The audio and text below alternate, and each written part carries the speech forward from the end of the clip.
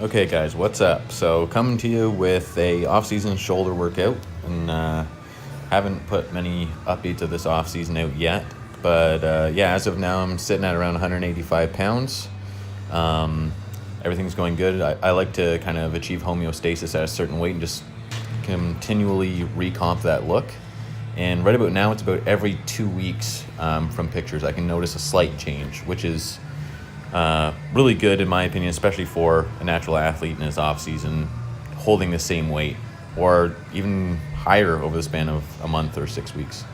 But yeah, first exercise, just band pull aparts and just warming up the shoulder blades, and then we get right into it. Go into standing military press, and this is my second shoulder workout of the week. I do Thursdays as well with abs, but this one a little bit different approach. So I do seated military press on the Thursdays, and then I'll do these every Sunday now. And really, I mean, the primary target is your front and outer deltoids, but very few upper body exercises are going to add as much overall thickness, in my opinion, as a standard military press. I mean, it's right up there with, flat barbell press and dips. Yeah, so I'm keeping my hands slightly outside of shoulder width.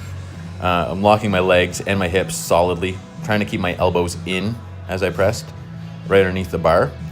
And I'm pressing overhead to arm's length, but I'm not locking out. I want to keep the tension on my front and outer deltoids. Keep my chest high and my back slightly arched. And here all I'm really trying to do is work as hard as I can against gravity in the least efficient movement, I guess, or force. So up through the elbows, the bars resting on my palms, working on sets from 8 to 10 here. So my first 2 sets were at 10, and my last 2 are at 8, and then I hit a drop set here at the end. Just feel like you can get more posterior chain with a standing military press. So that's just why I'm doing it different from the seated military press, where I can focus solely on the shoulders.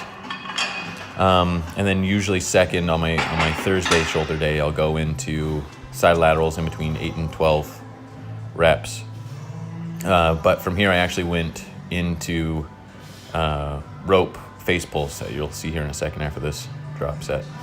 And some people might call this, a bit of a fluff movement. On Thursday, I'll usually do reverse pec deck, or I'll do bent over side laterals. But I get a tremendous feel out of these. It really ties in with like trapezius and your rhomboids. And if you do these correctly, you can get a lot of outer deltoid, lateral deltoid as well. Medial deltoid, sorry. But yeah, so I'm trying to really limit actual torso sway here. Again, my hips and my knees are locked, and just trying to externally rotate and bring my elbows back as far as I can. Hands are just hooks on this exercise. I want to kind of bring the actual, the rope heads past your ears to get a full contraction. But anyways, the reason I'm doing these third, I guess second, other than the band pull apart, so I do 5 sets of 15 with the band pull aparts to start, is I'm trying to save my central nervous system and also make sure that I'm recovering in time by Thursday. So instead of going directly into heavier side laterals, where I would use 35 pounds or 40 probably, I'm going to do this side lateral seated next. Use 30 pounds in my first 2 sets. I tried to set at 35, and I was aiming for 10 reps, but I got 9. Although looking at it now, I probably could have pushed for 10, and it wouldn't have been terrible form. I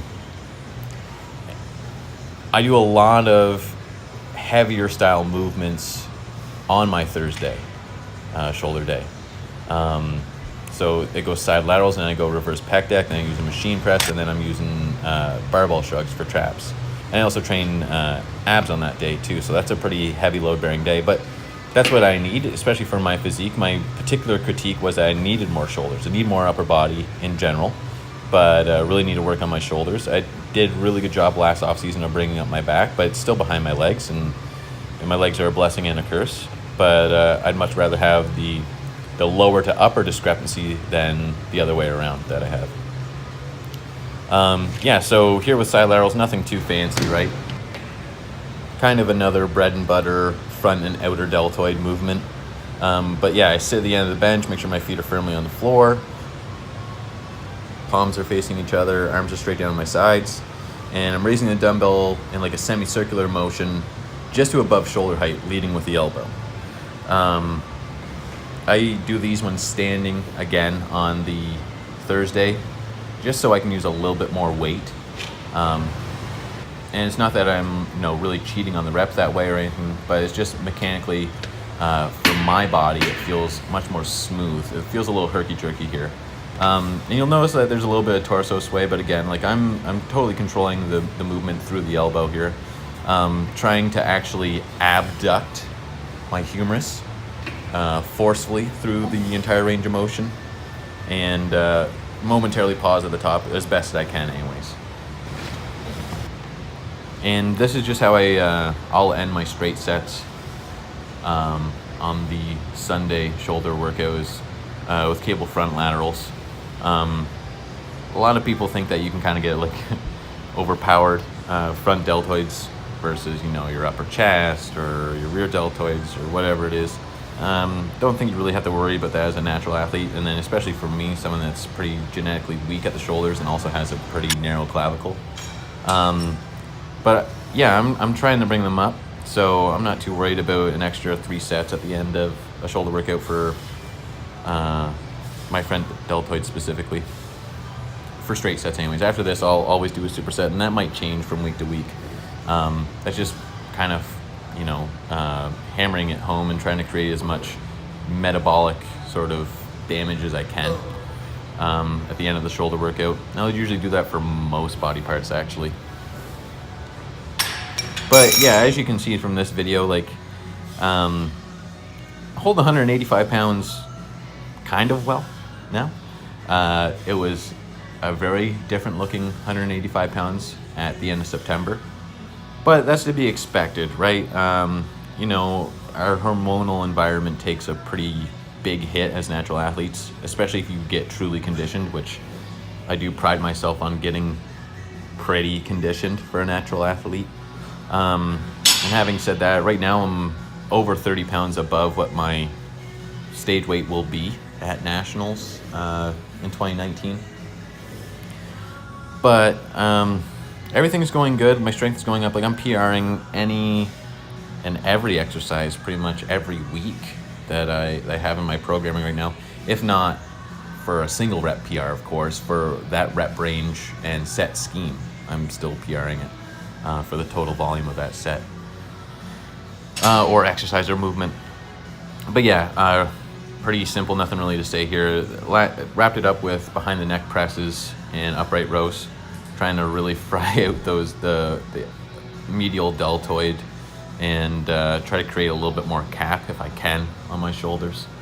But nothing too fancy here, and this isn't necessarily something that I'm keeping track of for progressive overload's sake. But if there's one thing I would preach to people looking to get into competing or competitors that maybe are leaving something on the gym floor, is to absolutely 100%, and I beat this like a dead horse, is to start logbooking your training and really facing the logbook and being ambitious and beating it every time you step into the gym. But anyways, guys, that's this shoulder workout wrapped up. Try to bring you another one, but a lot of times I just kind of get into the gym. The rest of the world goes blank. I do my workout, and before you know it, I'm done my workout. And that's how I like to train. I don't like to train with any distractions. I don't even really like to set up my camera, but figured I'd give you guys an update just because I haven't put one out in months anyways. But until next time, hit a PR, smash all your meals, and have fun doing it.